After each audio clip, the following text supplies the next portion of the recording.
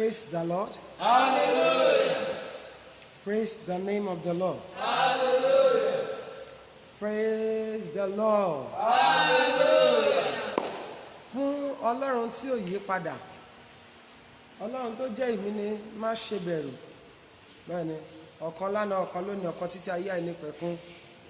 God bless you as you are coming online. Good evening, ladies and gentlemen. A ó jíjọ kí hallelujah ńlá mẹ́ta fún Ọlọ́run tó rìn lọ́nà tó yàtọ̀ lánàá tí mo mọ̀ pé yóò tún rìn lọ́nà tó yàtọ̀ lónìí.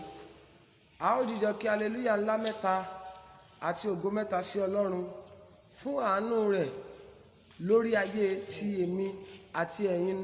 Hallelujah mẹ́ta àti ògo mẹ́ta. 1 2 3 go. Hallelujah. Hallelujah. Hallelujah. Ògo.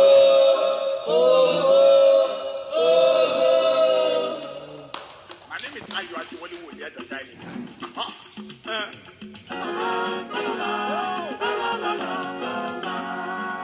I look at my life, my testimonies, all I see is you. I look at my walk, my progress, all I see is your handwork. Now you did do all things for me. You bless my gift, raise my hope, you make me ride on high places. Where did I go give you thanks to say thank you, Lord? Oh, be Timothy better. Oh, be Timothy more request. Go, ya, oh, Baba. Go, ya, oh, Baba.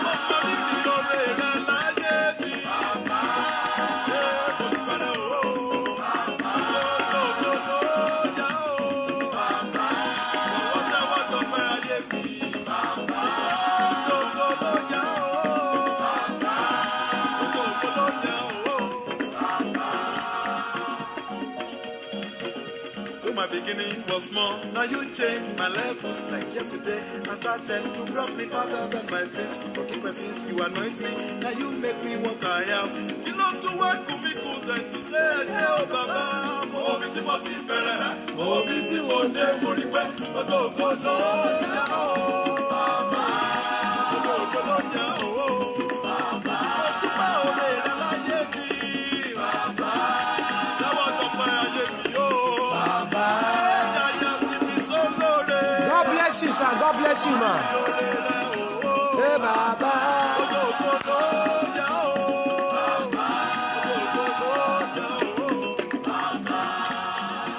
Raise the poor out of the dust to make him sit with the praise when I was left all alone. Now you never give up on me. It seems to me not to the world. Now you hold me to help me. I come the swagger. I come the pose. If not beyond praise, waiting I go to roll. Oh, be Timothy Perez. Oh, be Timothy Moripe. Go, ya oh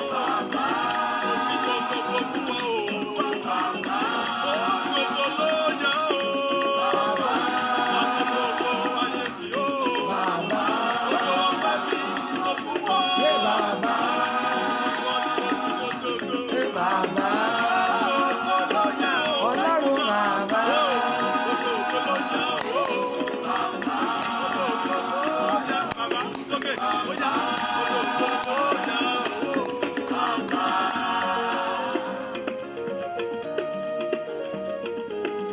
God bless you, man. God bless you, sir.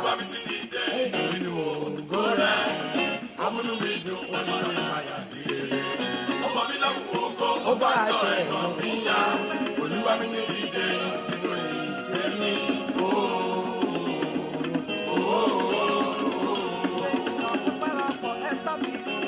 Olúwa mi ti dìde nínú ògo rẹ̀. Ó múnú mi dùn, ó yí bá mi padà sí rere. Ó wọ̀ mí lẹ́wù ògo, ó bá aṣọ ẹ̀gbọ́n mi yá. Olúwa mi ti dìde nítorí tèmi.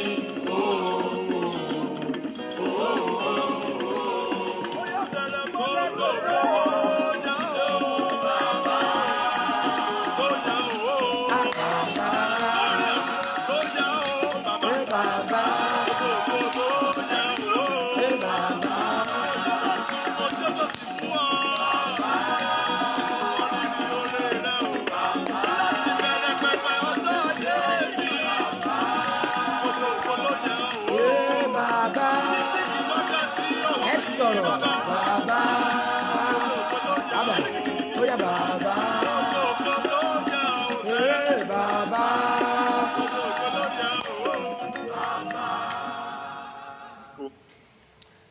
ẹnìkan dẹ̀ máa ṣàmì ní gbogbo ọ̀nà lórúkọ Jésù ó máa lẹ́nu ọpẹ́. Bàbá yẹn ní pé gbogbo ògo ló yẹ ọ́ o bàbá bí akẹ́ bá ń pe jọ́ọ̀sì tó sì kórè rẹ̀ lóko rẹ̀ ló yẹ ọ́ o bàbá mo ní gbogbo ògo ló yẹ ọ́ o bàbá gbogbo ògo ló yẹ ọ́ o bàbá a fẹ́ lọ nínú orin yẹn ń sìn báyìí bẹ́ẹ̀ mo fẹ́ kọjá àjọ wò ó ìwọ náà wò ó àwọn yẹn rí pé láti bẹ̀rẹ̀ títí da wákàtí òun rí pé kí ni sà gbogbo ògo ló yẹ Ọlọ́run ẹ̀yin ọ̀la mẹ́ma mo fẹ́ kẹ́ múra lónìí pẹ̀lú àṣẹ Olódùmarè ní gbogbo ọ̀nà láyé lórúkọ Jésù ó máa lẹ́nu ọpẹ́. Láàrin orin yẹn náà lábẹ́ ìjọkọ ó ní you brought me from the dunghill ó wá sọ mí di ọmọ aládé. Oh my God ẹnìkan gbọ́ mi lóru yìí ìyanu tó máa pààrọ̀ àyè tó wà ìyanu tó máa mú ẹ̀kú ònípò tó wà tó máa sọ ẹ́ dọba máwọn arónípe lọ́wọ́ bó o bá ṣàmì ó yá kó lókèétì ẹ̀. àní ìyanu tó máa pààrọ̀ àyè tó wà bí Ọlọ́run bá lè pààrọ̀ àyè akùnrin yẹn tó wá ń kọrin gbogbo ògo ló yẹ ọ́. The miracle that will change your level, the miracle that will transform your life. Bó o bá ṣàmì ni nínú oṣù kẹsàn-án such a miracle will locate you in the name of Jesus. Mo ní ìyanu yẹn máa wá ayé rẹ rí. Mo ní ìyanu yẹn máa wá ayé rẹ rí. Mo ní ìyanu yẹn máa wá ayé rẹ rí. Mo ní máa wá ayé rẹ rí mà. Mo ní ìyanu yẹn máa wá ayé rẹ rí. Ní gbogbo ọ̀nà ni lórúkọ Jésù. Ìyanu tó máa pààrọ̀ ìtàn rẹ tó máa change ìtàn rẹ bó o bá lè ṣàmì ni o lórúkọ Jésù ó máa locate ẹ. The miracle that will transform your story that will change your story lórúkọ Jésù such a miracle will locate you. Are you ready sir? Orin yẹn la fẹ́ jọ kọ èmi ò mẹ́ni tó ni nítorí láìpẹ́ láì jìnnà ìwọ náà wá wò ó wàá wá kọ́ ni yẹn pé gbogbo ògo ló ṣe kí ni. Are you ready tonight? Mo ní sọ́rí ẹ bá ń gbàgbọ́ àwẹ̀ gbogbo ògo ló yẹ ọ́ o. Gbogbo ògo ló yẹ ọ́ o. Mo wo bí tí mo ti bẹ̀rẹ̀ mo wo bí tí mo dé mo wo bí tí mo ti bẹ̀rẹ̀ mo wo bí tí mo dé mo wá rí pé gbogbo ògo ló yẹ ọ́ o. Gbogbo ògo ló yẹ ọ́ o. Gbogbo ògo ló yẹ ọ́ o. Gbogbo ògo ló yẹ ọ́ o. Gbogbo ògo ló yẹ ọ́ o. Gbogbo ògo ló yẹ ọ́ o. Mo wo bí tí mo ti bẹ̀rẹ̀ mo wo bí tí mo dé mo wo bí tí mo ti bẹ̀rẹ̀ mo wo bí tí mo dé mo wá rí pé gbogbo ògo ló yẹ ọ́ o. Gbogbo ògo ló yẹ ọ́ o. Gbogbo ògo ló yẹ ọ́ o.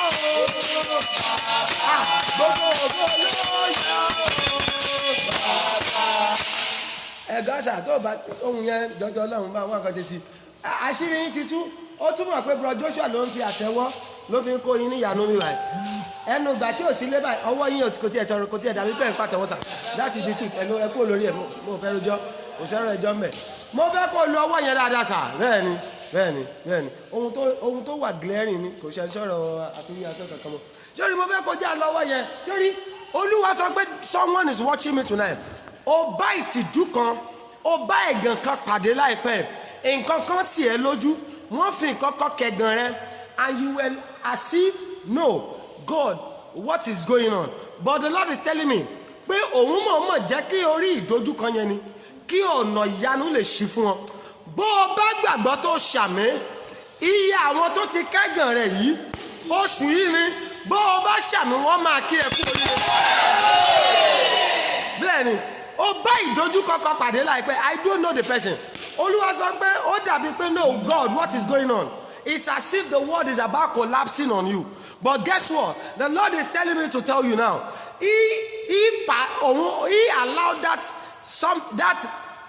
thing for you kó o lè dojúkọ ni bẹ́ẹ̀ni òun gba kíní yẹn láàyè. He allowed that. I don't know what you pass through. I don't know that mockery. He allowed it in your life so that there can be an open door for you. Mo gbàdúrà ilẹ̀kùn ìyanu tó máa pa ẹ̀gàn rẹ oṣù yìí ni bó bá ṣàmì ó máa ṣí fún ọ. Oh my God. Mo ní ilẹ̀kùn ayọ̀, ilẹ̀kùn ìyanu tó máa pa ẹ̀gàn rẹ àmì ni kò ṣe o. Lórúkọ Jésù ilẹ̀kùn ìyanu yẹn dẹ̀ máa ṣí fún ọ. Mo ní ilẹ̀kùn ìyanu yẹn máa ṣí fún ọ. Mo ní ilẹ̀kùn ìyanu yẹn máa ṣí fún ọ. Oh my God. Mo ò mẹ́ni tó lọ̀rọ̀ yẹn o. Mo ní ilẹ̀kùn ìyanu yẹn ó máa ṣí fún ọ sà. Mọ́mì ilẹ̀kùn ìyanu yẹn máa ṣí fún ọ. Ṣé o ti múra báyìí? Olúwa ní pé orígun mẹ́rẹ̀ẹ̀rin ní ká ti ṣe ẹjẹ́ akọjú sọ́nà bí wàá iná. Bẹ́ẹ̀ni, Olúwa sọ pé I want to locate them with a miracle from the four corners of the world. Ìyanu látorígun mẹ́rẹ̀ẹ̀rin àgbáyé ni mo fẹ́ fi locate wọn. Hello, wherever you are watching for, ìwọ náà kọ́kọ́ kọjú sí gan kan. Tó bá ti pé mẹ́rin sà, a máa continue ibi tá à ń lọ lórí yìí. Bẹ́ẹ̀ni, nǹkan tó dá mi lójú rèé lórígun mẹ́rẹ̀ẹ̀rin àgbáyé bó o bá ṣàmì ẹ̀rọ àti wà online ilẹ̀kùn ìyanu bó o bá ṣàmì ó máa ṣí. Mo ní ilẹ̀kùn ìyanu sàmà ní orígun mẹ́rẹ̀ẹ̀rin àgbáyé lọ́dún yìí ni ilẹ̀kùn ìyanu yẹn máa ṣí fún ọ. Are you ready? Ẹ kọjú sẹ́gbẹ̀ yẹn. Mo wo bí tí mo ti bẹ̀rẹ̀. Mo wo bí tí mo dé. Mo wo bí tí mo ti bẹ̀rẹ̀. Mo wo bí tí mo dé. Mo wá rí pé gbogbo ògo ló yẹ ooo. Gbogbo ògo ló yẹ ooo. Gbogbo ògo ló yẹ ooo. Gbogbo ògo ló yẹ ooo. Mo wo bí tí mo ti bẹ̀rẹ̀. Mo wo bí tí mo dé. Mo wo bí tí mo ti bẹ̀rẹ̀. Mo wo bí tí mo dé. Mo wá rí pé gbogbo ògo ló yẹ ooo. Gbogbo ògo ló yẹ ooo. Àbá gbogbo ògo ló yẹ ooo. Gbogbo ògo ló yẹ ooo. Gbogbo ògo ló yẹ ooo. Àbá gbogbo ògo ló yẹ ooo. Ìyàwó rẹ jáde síbi tó kọjú sí yẹn. Mo rán àṣẹ ọ̀rọ̀ jáde níbi tó kọjú sí yẹn lórúkọ Jésù. Ìṣègùsù ni ìṣàríwá, ìṣèwọ̀ oòrùn, ìṣèlà oòrùn. I don't want to know, maybe north, south, east and west. As you shout the loudest amen, lórúkọ Jésù, ìyanu máa ti bẹ̀ jáde. Oh my God, ẹni lọ̀rọ̀ yẹn ò ṣàmì níbi tó kọjú sí yẹn lóṣù yìí ni dandan ni lórúkọ Jésù, ìyanu máa jáde láti bẹ̀. Change where you are facing. Oh my God, bóyá kó o kọjú sísàlẹ̀ náà. Oh my God, mo fẹ́ kó o múra gan sàbá yìí. Ọwọ́ rẹ wàá jẹ́ sọ̀rọ̀ nítorí ọwọ́ yẹn sà lóṣù yìí ni o máa fọwọ́ yẹn gbáre. Mo wo bí tí mo ti bẹ̀rẹ̀. Mo wo bí tí mo dé. Mo wo bí tí mo ti bẹ̀rẹ̀. Mo wo bí tí mo dé. Mo wá rí pé gbogbo ògo ló yẹ ooo. Gbogbo ògo ló yẹ ooo. Gbogbo ògo ló yẹ ooo. Gbogbo ògo ló yẹ ooo. Mo wo bí tí mo ti bẹ̀rẹ̀. Mo wo bí tí mo dé. Ọwọ́ rẹ̀ dà. Mo wo bí tí mo ti bẹ̀rẹ̀.